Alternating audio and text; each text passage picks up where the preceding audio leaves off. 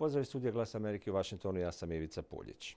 U današnjem posebnom prilogu govorimo o 2009. godini američkom predsjedniku Baracku Obami. Kakva je ta godina bila za predsjednika i hoće li ona biti dobar ili loš temelj za 2010.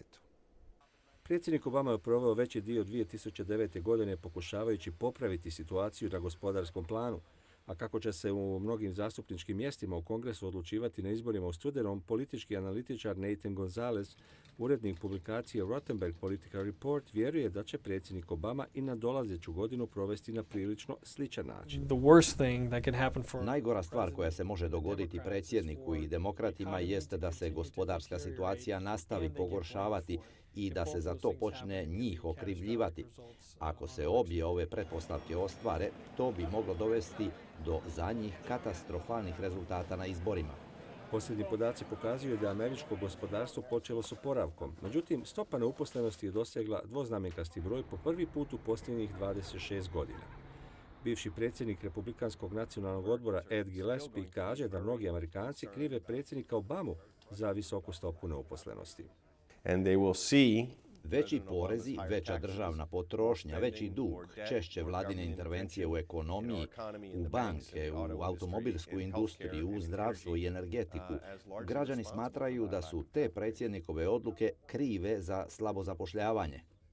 Međutim, Robert Borosage iz kompanije za budućnost Amerike tvrdi da je predsjednik Obama spriječio daljnji gubitak radnih mjesta. Ovdje imate predsjednika koji pokušava učiniti velike stvari, važne za ovu zemlju, a imate i ekonomiju koju njegov plan oporavka čuva od daljnjeg pogoršavanja i koja će početi bilježiti rast. Obrnuti situaciju u Afganistanskom ratu bit će najvjerojatnije najvažniji prioritet predsjednika Obame 2010. godine.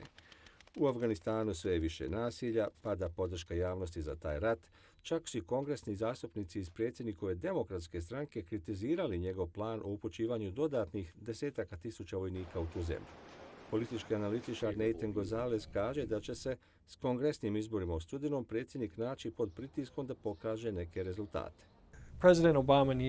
Predsjednik Obama mora pokazati da ima planove za Irak i Afganistan, da ih provodi i da oni funkcioniraju.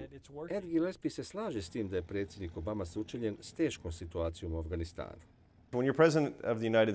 Kad ste predsjednik Sjedinjenih država, ne traže od vas da odlučite o stvarima o kojima je lako donijeti odluku, već o onima o kojima je teško odlučiti. Kad dođete do vašeg stola, to je već teška odluka i vjerujem da sad predsjednik Obama shvaća razliku između toga što je nadmetati se za predsjednika i biti predsjednik. I dok će se predsjednik Obama nositi s Afganistanom i drugim vanjsko-političkim pitanjima, još uvijek će najvjerojatnije pokušavati ostvariti svoje unutarnje političke prioritete kao što su reforma migracijskog sustava, borba protiv klimatskih promjena i otvaranje radnih mjesta u takozvanom sektoru čiste industrije. Nathan Gonzalez smatra da će izborna kampanja biti prepreka predsjednikovim glavnim inicijativama. Ulazeći u 2010. godinu, bit će teže progurati neke kontroverzne zakonske prijedloge, jer će se mnogi demokrati i republikanci u Senatu i u zastupničkom domu natjecati za ponovni izbor. Mnoge inicijative predsjednika Obame, poput reforme sustava zdravstvene zaštite, neće pokazati nikakve rezultate sve do nakon izbora u studenom. A rezultati tih izbora kao i uspjeh predsjedničkog mandata Baracka Obame mogli bi još jednom ovisiti o njegovoj sposobnosti uvjeravanja.